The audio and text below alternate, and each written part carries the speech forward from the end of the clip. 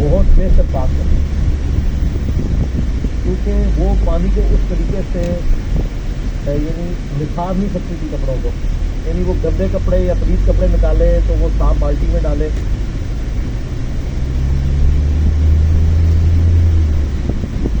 آپ صلی اللہ علیہ وسلم نے رمضان کا پہلا عشرہ اعتکاف کیا، پھر دوسرا عشرہ بھی اعتکاف کیا، پھر سر مبارک خیمے سے باہر نکالا اور کہا کہ میں نے پہلا عشرہ اعتکاف کیا تھا شب قدر کی تلاش میں، لیکن مجھے نہیں ملی، دوسرے میں بھی نہیں ملی. پھر ایک فرشتے نے آ کے مجھے خبر دی کہ اس کو آپ آخری عشرے میں تلاش کریں، اگر تم میں سے کوئی اعتکاف میرے ساتھ کرنا چاہتا ہے تو کر لے. اور پھر آپ صلی اللہ علیہ وآلہ وسلم نے فرمایا مجھے خواب میں وہ رات دکھا دی گئی، اور اس میں مجھے رات میں وہ خواب میں دکھائی گئی لیکن پھر مجھے بھلا دی گئی. سنقرئک فلا تنسى الا ما شاء اللہ، اے نبی ہم تمہیں پڑھائیں گے تم کبھی نہیں بھولو گے مگر جب اللہ چاہے. بھلا دی گئی، اور اس کیوں بھلائی گئی وہ آگے بخاری کی حدیث پہ آ جائے گی. پھر بھلا دی گئی. بہرحال مجھے ایک بات یاد ہے کہ اس رات صبح کے وقت جب میں فجر کی نماز پڑھ رہا ہوں گا تو میرے ماتھے پر کیچڑ کا نشان ہوگا. یہ آپ کو خواب میں دکھایا گیا. اور اسی حدیث میں الفاظ ہے کہ 21ویں رات جب آئی، یعنی 20ویں اور 21ویں روزے کی درمیانی رات، اس میں جب آپ نے 21ویں روزے کی جب فجر پڑھی تو اس رات کافی بارش ہوئی، مسجد نبوی کی چھت ٹپکنے لگی، اور ظاہر ہے کہ قالین وغیرہ تو نہیں ہوتے تھے، مٹی پہ ہی نماز پڑھی جاتی تھی، یہی افضل ہے. لہٰذا اہل تشیع کا پارشلی مقدمہ اس حوالے سے مضبوط ہے کہ مٹی پہ ہی سجدہ ہونا چاہیے. تو بہرحال آپ صلی اللہ علیہ وآلہ وسلم کے ماتھے پر مٹی کا نشان پڑ گیا. صحابہ کہتے ہیں جب نماز کے بعد آپ صلی اللہ علیہ وسلم جب رخ انور صحابہ کی طرف کرتے تھے تو انہوں نے دیکھا کہ آپ صلی اللہ علیہ وآلہ وسلم کے ماتھے پر مٹی کا نشان ہے. تو صحابہ کو پتہ چلا اچھا آج شب قدر. اچھا اب آپ دیکھیں کہ یہ نہیں ہے کہ کچھ شے نظر آ جاتی ہے، انہیں صحابہ کو بھی نظر آئی، آپ صلی اللہ علیہ وسلم کو بھی کوئی چیز نظر نہیں آئی. اور یہاں اتنا مشہور کیا کہتے ہیں سمندر کا پانی میٹھا ہو جاتا ہے. بھائی کوڑ مارنے چھڑ دو، اور ماڈرن دور جے کسی گورے نے سن لی نا گل، وہ جناب بہ جائے گا رمضان کا پورا مہینے روزانہ کا ایک ٹیسٹ لے گا اور کہے گا دسو کس داڑے جناب شاید میٹھا ہوتا ہے سمندر کا پانی. جس سارے درخت سجدے میں گر پڑتے ہیں، بھائی ہم سی سی ٹی وی کیمرے لگا لیتے ہیں، پتہ لگ جائے گا کس وقت گرتے ہیں. یہ سب جھوٹ ہے، کسی روایت کے اندر موجود نہیں ہے. بس صرف آپ نے قیام کرنا ہے رات کا، کوئی ایک رات اس میں ہوگی. اسی لیے دیکھیں یہ فکس بھی نہیں کر کے بتائی گئی کہ فلاں ہے، کہا کہ 5 ہیں، 21ویں 23ویں 27ویں 25ویں 27ویں اور 29ویں. چوتھی حدیث صحیح مسلم سے عبداللہ بن انیس مشکات میں 2087، اس میں بھی یہ پورا واقعہ ہے لیکن اس میں الفاظ یہ ہیں، آپ دوسرے صحابی کہتے ہیں کہ وہ 23ویں شب، ابو سعید خدری کہہ رہے ہیں وہ 21ویں تھی کیچڑ والی، اور عبداللہ ابن انیس کہہ رہے ہیں وہ 23ویں تھی، لیکن یہی دو اختلاف آ گئے. تو وہ 21ویں بھی ہو سکتی ہے، 23ویں بھی، 25ویں بھی، 27ویں بھی. اور اس کی حکمت کیا ہے بدلنے کی میں بعد میں بتاتا ہوں.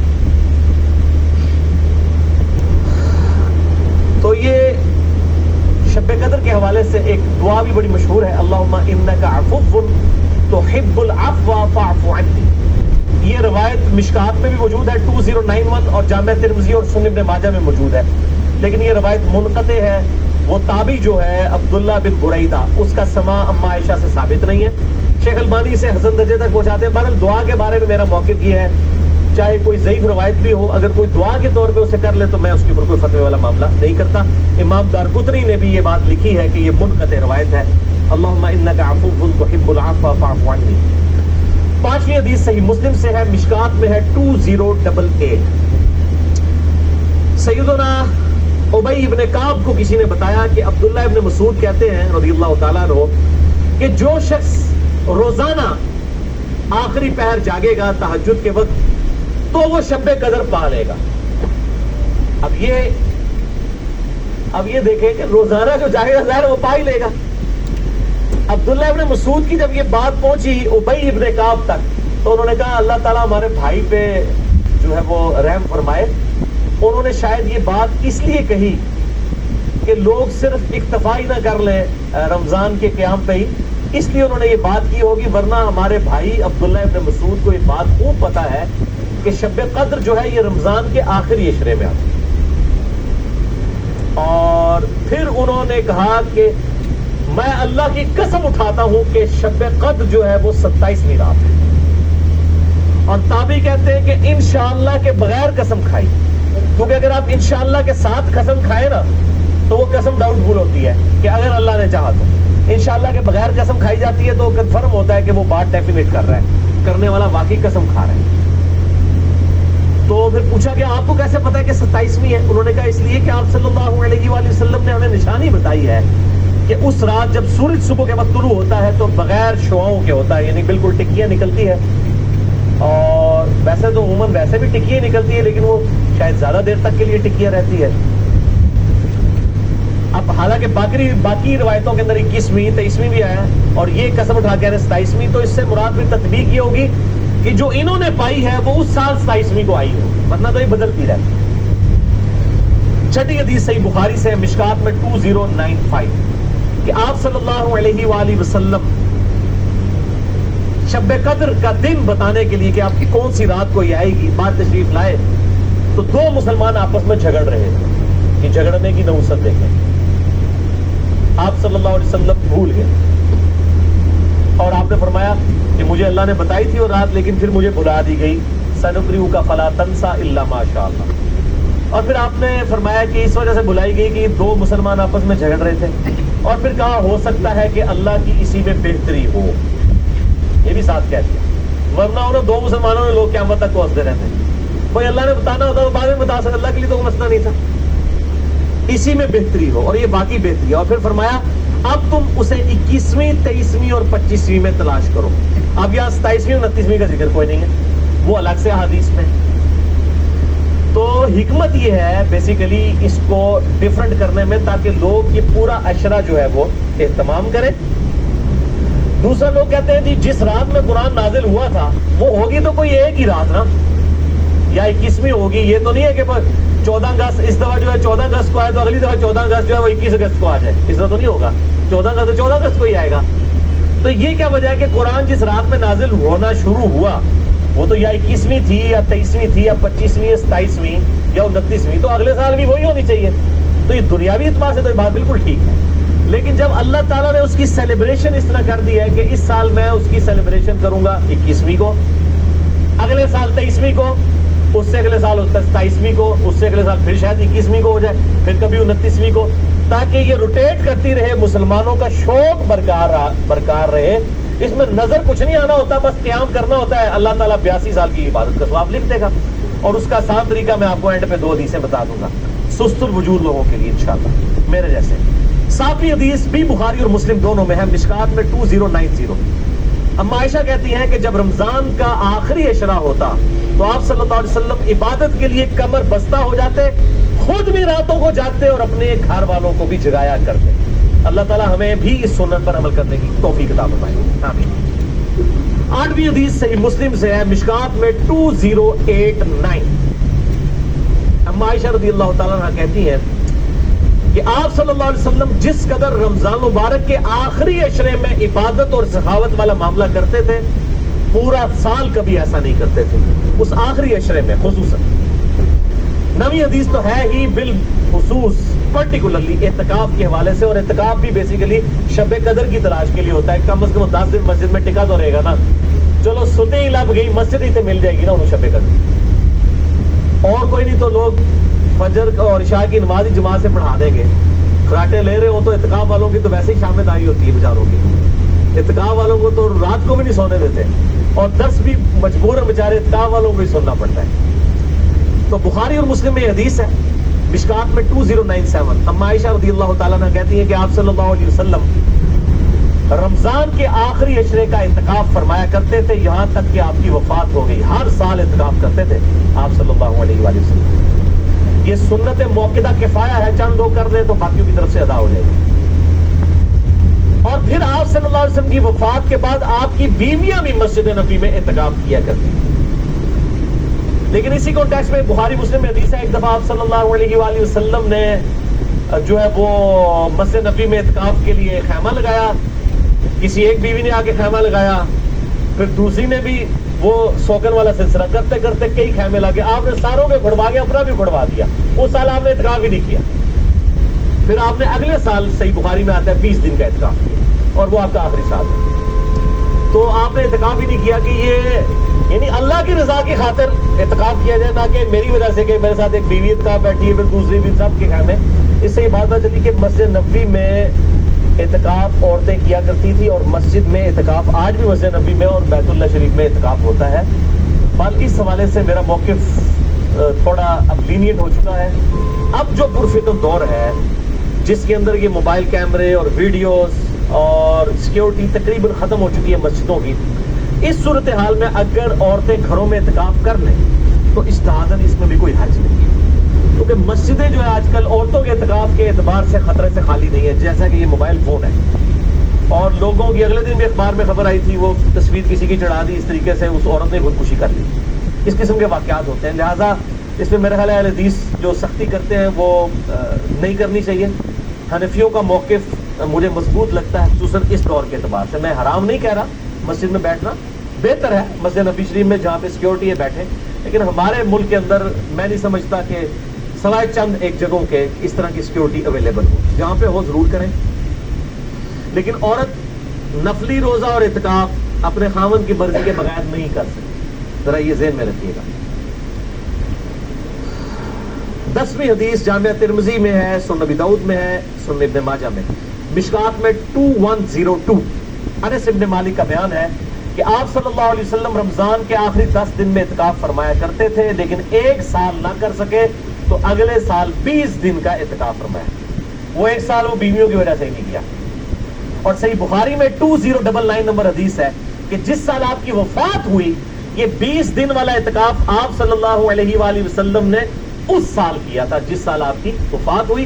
اور اس بخاری کی حدیث میں الفاظ ہے کہ اس سال پھر جبرائیل علیہ السلام کے ساتھ 2 دفعہ دورہ قرآن کیا. اور بخاری مسلم میں آتا ہے نا جو سیدہ فاطمہ کے کان میں ایک بات کہی تھی کہ اس سال میرے ساتھ 2 دفعہ دورہ کیا جبرائیل نے, مجھے لگتا ہے کہ میری موت کا وقت قریب آ چکا ہے. تو وہ رو پڑی اور پھر ایک اور بات کہی کہ تم جنتی عورتوں کی سردار ہو, تو وہ مسکرا پڑی. تو آپ صلی اللہ علیہ وآلہ وسلم کے ساتھ اس آخری اعتکاف میں 2 دفعہ دورہ قرآن حضرت جبرائیل نے کیا. الحمدللہ. یہ تلک عشرۃ کاملہ 10 پوری ہوئی. اب آخری 2 حدیثیں شارٹ کٹ گفٹ کے طور پر شب قدر کا آسان قیام پانے کے لیے. پہلی حدیث صحیح مسلم سے ہے 1491 اور مشکات میں بھی ہے 630. سیدنا عثمان ابن عفان رضی اللہ تعالیٰ عنہ علیہ السلام کہتے ہیں کہ نبی صلی اللہ علیہ وآلہ وسلم نے فرمایا, جس شخص نے عشاء کی نماز جماعت سے پڑھ لی گویا اس نے آدھی رات کا قیام کیا, اور پھر جس نے فجر کی نماز بھی جماعت سے پڑھ لی گویا اس نے پوری رات کا قیام کیا. اللہ اکبر کبیرہ والحمدللہ کثیرہ وسبحان اللہ بکرۃ واصیلہ. اور یار ایسے کر سکتے ہیں نا کہ رمضان کے آخری عشرے میں پورے عشرے کر لو تو جفت ادھر ہی رولا بڑھ جاتا ہے ایسے چاند دی وجہ سے. پورا رمضان ہی اہتمام کریں, پورا سال ہی اہتمام کریں, فجر اور عشاء جماعت کے ساتھ, اور کوئی رکعت فوت نہ ہو. اگر ایک رکعت بھی فوت ہوگی تو وہ پاکستانی انڈیا بنگلہ دیش والی جماعت ہے. اللہ کے حضور وہ جماعت نہیں لکھی جاتی. جماعت اسی صورت میں کہ آپ کی 4 کی 4 رکعتیں امام کے ساتھ ہو, سلام امام کے ساتھ آپ کریں.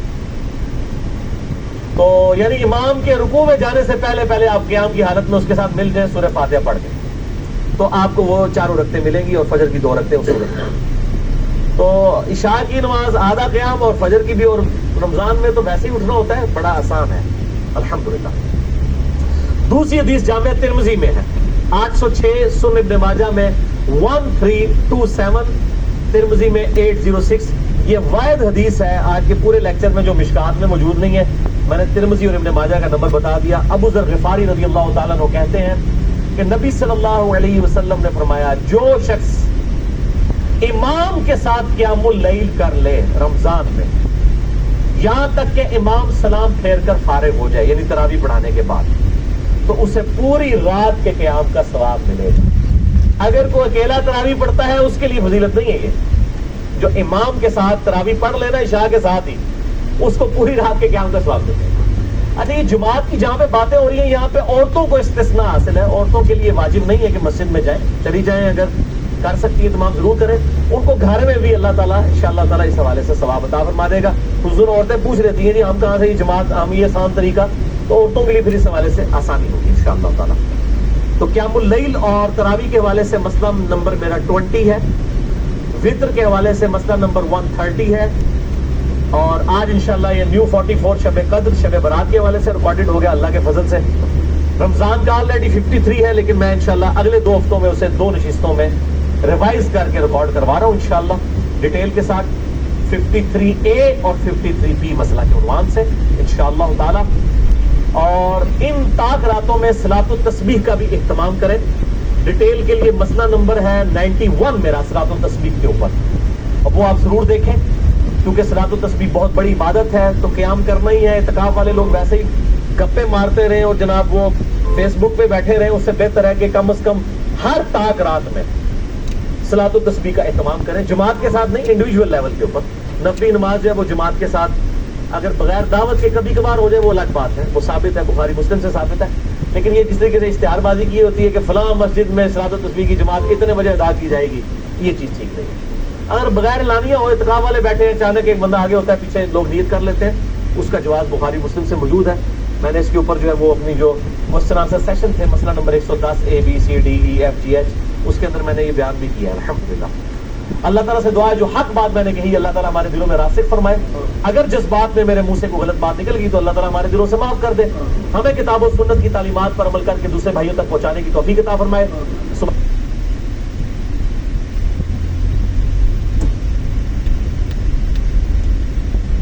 میرے بھائیوں، رمضان مبارک کے روزوں کو باقی تمام عبادات پر، چاہے وہ حج ہو، نماز ہو، زکوٰۃ ہو اور جتنے فرائض ہیں، ان پر اس اعتبار سے رمضان مبارک کے روزوں کو فوقیت حاصل ہے کہ پورے قرآن حکیم میں باقی جتنی بھی عبادات ہیں ان کی ڈیٹیل سکیٹرڈ فارم میں ہے، بکھری ہوئی حالت میں۔ یعنی اگر میں کہوں کہ حج کے ٹاپک پہ آیات کہاں ہیں، وہ سورۃ البقرہ میں بھی ہے، سورہ آل عمران میں بھی ہے، سورۃ الحج کے اندر بھی ہے۔ نماز کے ٹاپک میں تو کئی ایک صورتوں میں یہ ایشو ڈسکس ہوا ہے، اسی طریقے سے زکوٰۃ بھی سینکڑوں جگہ پہ ڈسکس ہوئی ہے۔ لیکن رمضان مبارک کو یہ فوقیت حاصل ہے کہ رمضان مبارک کا جو ٹاپک ہے پورے قرآن میں صرف ایک ہی جگہ پہ ڈسکس ہوا ہے، پورے قرآن، اور وہ سورۃ البقرہ کا رکوع نمبر ہے 23، 6 آیات میں، آیت نمبر 183 سے لے کر 188 تک۔ سورۃ البقرہ آیت نمبر 183 سے 188 تک جو آپ نے قرآن حکیم میں کھول رکھی ہے، اس میں رمضان مبارک کے ٹاپک کو ڈسکس کیا گیا ہے۔ پورے قرآن کے اندر اس ایک مقام کے علاوہ نہ کہیں پہ کسی روزے کا ذکر ہے، نہ رمضان مبارک کے حوالے سے کوئی ڈیٹیلز آئی ہیں، سوائے اس ایک موقع کے۔ یہ 6 آیات انشاءاللہ ہم آج کور کریں گے، اور اس میں 6 آیات کے اندر 5 سب ٹاپکس ڈسکس ہوئے ہیں، چھوٹے چھوٹے، میں وہ ساتھ ساتھ کلیریفائی کرتا چلا جاؤں گا۔ اعوذ باللہ من الشیطان الرجیم، بسم اللہ الرحمن الرحیم۔ سورۃ البقرہ رکوع نمبر 23 آیت نمبر 183 سے لے کر 188 تک۔ پہلے 2 آیات ہم ڈسکس کریں گے، آیت نمبر 183 اور 184، جس میں ٹاپک نمبر 1 ہے رمضان مبارک کی اہمیت اور مقصد کیا ہے اور اس کی فرضیت۔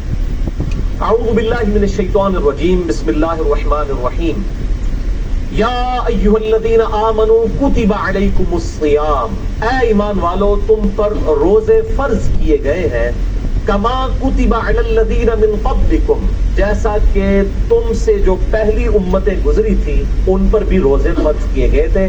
یہ امت محمدیہ صلی اللہ علیہ وآلہ وسلم کا خاصہ نہیں ہے، بلکہ جس طریقے سے نماز بھی اگلی امتوں پر فرض تھی، اس کے طریقے میں فرق ہو سکتا ہے، اسی طریقے سے روزے بھی اگلی امتوں پر فرض کیے گئے تھے۔ اور مقصد کیا تھا؟ لعلکم تتقون، تاکہ تم متقی بن سکو۔ تقوی کا جو روٹ ورڈ ہے عربی میں وہ ہے وقا۔ وقا کہتے ہیں عربی میں بچنے کو، یعنی جس شخص کو یہ یقین ہو کہ کسی ہستی نے میری مرضی کے بغیر مجھے پیدا کیا ہے اور وہ میرے ساتھ کچھ بھی کرنے پر قادر ہے، اس کے خوف کی وجہ سے، اس کے ڈر کی وجہ سے گناہوں سے بچنا اور فرائض پر استقامت اختیار کرنا، یہ ہے تقوی۔ اب وہ گناہ حقوق العباد سے ریلیٹڈ بھی ہو سکتے ہیں اور حقوق اللہ سے ریلیٹڈ بھی ہو سکتے ہیں، اور فرائض بھی حقوق العباد سے ریلیٹڈ بھی ہو سکتے ہیں اور حقوق اللہ سے ریلیٹڈ بھی ہو سکتے ہیں۔ سورۃ الحجرات میں واضح طور پر آیا ان اکرمکم عند اللہ اتقاکم، بے شک تم میں اللہ تعالیٰ کے نزدیک سب سے عزت والا وہ ہے جو زیادہ متقی ہے۔ اور رمضان کا مقصد بھی تقویٰ ہے۔